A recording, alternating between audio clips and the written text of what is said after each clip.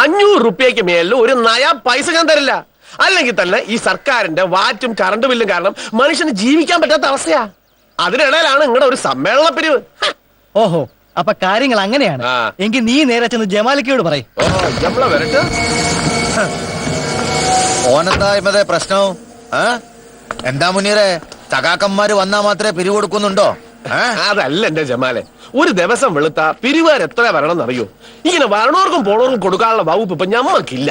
ഇനിയിപ്പൊ അഥവാ രൂപ കൊടുക്കാന്ന് വെച്ചാലും ഇവിടെ വ്യാപാരി വ്യവസായിന്റെ സംഘടന പറയാണ്ട് കൊടുക്കണ്ടെന്നാ തീരുമാനം. പിന്നെ കാര്യങ്ങളൊന്നും പഴയതുപോലെ അല്ലല്ലോ. നായിന്റെ മോനെ, ഇവിടെ സെയിൽ ടാക്സുകാര് കയറി ഇറങ്ങിയപ്പാ രക്ഷപ്പെടുത്തണമെന്ന് പറഞ്ഞ് ഞമ്മന്റെ ബാപ്പാന്റെ കാൽക്ക വീണ് കരഞ്ഞില്ലേ? അപ്പൊ എവിടെയായിരുന്നു എന്റെ സംഘടനയുടെ ആൾക്കാരും? വേണ്ട ജമാലെ, നമ്മൾ തമ്മിൽ ഒരു പ്രശ്നം വേണ്ട. എത്ര വെച്ചാ എഴുതിയെടുത്തോ, ഇപ്പൊ എന്റെ കയ്യിലില്ല. വൈകിട്ട് എന്റെ വീട്ടിലെത്തിക്കാം. വേണ്ട, ഒരിക്കൽ തള്ളിപ്പറഞ്ഞ ഒരു നായിന്റെ മക്കളും പിന്നെ നമ്മുടെ വീടിന്റെ മുറ്റത്ത് കാലുകുത്തണ്ട. അയ്മതെ, ഒരു 50,000 എഴുതിക്കോ. നമ്മുടെ മെക്കെട്ട് കയറാൻ നിന്ന അതെ, നമ്മുടെ പാർട്ടി സമ്മേളനത്തിന് ഒരു സംഭാവന വേണമായിരുന്നു. ഇതുവരെ ഒന്നും ഓടിയിട്ടില്ല. അത് നിങ്ങൾ ഈ ഓട്ടോറിക്ഷക്കാരുടെ സ്ഥിരം നമ്പറാ. അത് കളമാശേ. പിന്നെ നിങ്ങൾ ഈ പോലീസൊക്കെ പിടിക്കുമ്പോ നമ്മൾ ഈ രാഷ്ട്രീയക്കാരിലുണ്ടാവും രക്ഷിക്കാൻ. ഞാൻ വെറുതെ പറഞ്ഞതല്ല, സത്യമായിട്ട് ഒന്നും ഓടില്ല. വേണ്ട, ഇതുവരെ ഒന്നും ഓടണ്ട. പക്ഷെ ഇന്നലെ ഓടിക്കാണുമല്ലോ. ആ പോക്കലും തപ്പി നോക്കിയേ, വല്ലതും കാണാണ്ടിരിക്കില്ല. ഇല്ല, വേണ്ട മോനെ. അല്ലാ, ഇത് കുറച്ച് വലിയ ഗാന്ധിയാണല്ലോ. മരുന്ന് വാങ്ങാൻ വേണ്ടി രാവിലെ പലിശക്കെടുത്ത പൈസ. അയ്മതെ, ഇക്കാന്റെ പേരിൽ ഒരു 500 രൂപ ഇല്ല, ഈ പൈസ ഞാൻ തരില്ല. എന്റെ കാശ് തരാതെ ഞാൻ വിടില്ല. എന്റെ കാശ് തരാതെ ഞാൻ വിടില്ല. മലബാർ ഭരിക്കണ ബീരാൻകുട്ടി സാഹിബിന്റെ മോനെ തടയാൻ ഇവിടെ ആരും വളർന്നിട്ടില്ല. പിന്നല്ലേ മുച്ചക്കർ ഓടിക്കണം.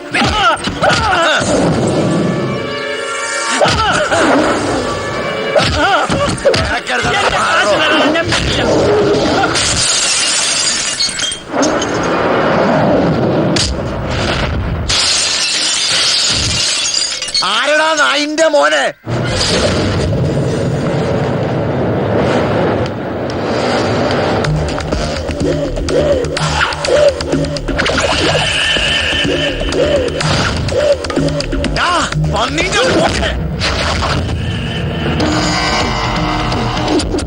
ആരാ നീ? നീ ഏത് അറാമ്പറന്ന വടപ്പായാലും ഞമ്മളോട് ഓർക്കല്ലേ. ഇത് ജമാല. നീ ആദ്യം നമ്മുടെ കാറിന്റെ ചില്ല് ഓടിച്ചൊരു സമ്മാനം പറ. കൊടുത്താ കൊല്ലത്തും കിട്ടുന്ന പഴമൊഴി ജമാലെ, ഇപ്പൊ കൊടുക്കുന്നതിന് മുമ്പ് മലപ്പുറത്തും കിട്ടി തുടങ്ങുന്ന പുതുമൊഴി. നീ നിന്റെ കരുത്താ പാവത്തിനോട് കാണിച്ചില്ലേ? നീ എന്റെ മെടുക്കൊന്ന് കാണ്ടോ.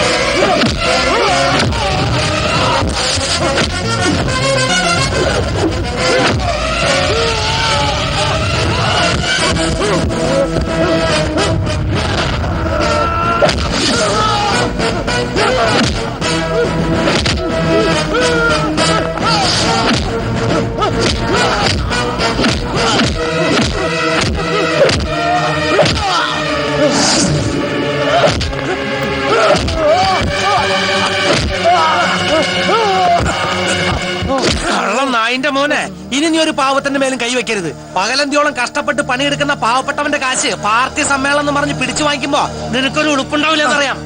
ഈ രാഷ്ട്രീയ സംസ്കാരത്തിന് പട്ടാ പകല് നടുറോട്ടിലിട്ട് നിന്നെയും നിന്റെ നേതാക്കന്മാരെയും മണ്ണെണ്ണ ഒഴിച്ച് കത്തിക്കാൻ വേണ്ടത് ഈ നാട്ടിലെ ജനങ്ങൾക്ക് അറിയാഞ്ഞിട്ടല്ല. ഇത് ഞാനിങ്ങോട്ട് എടുക്ക.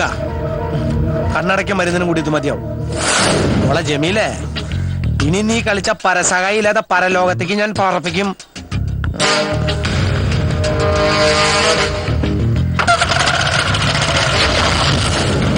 മോനെ ജമാലേ, ഇനിയും നിനക്ക് കിട്ടിയത് പോരാന്നുണ്ടെങ്കിൽ എന്നെ വിളിക്കാൻ മറക്കണ്ട. My name is Ravanan from Lanka.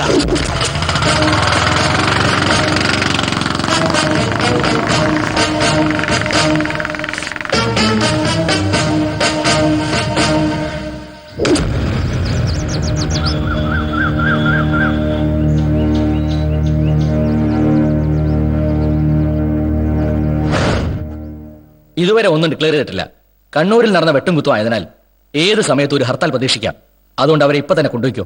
Thiruvananthapuram മുതൽ എറണാകുളം വരെ എങ്ങനെ പോയാലും വണ്ടി ഓടിയെത്താൻ മാക്സിമം ടൈം 5.5 മണിക്കൂർ മതി. അതുകൊണ്ട് പുലർച്ചെ പോയാൽ പോരെ. രാത്രിയിൽ എങ്ങാനും ഹർത്താൽ പ്രഖ്യാപിച്ച സമരക്കാർ ആദ്യം കത്തിക്കുക KSRTC ബസ്സോ പോലീസ് ജീപ്പോ ആയിരിക്കും.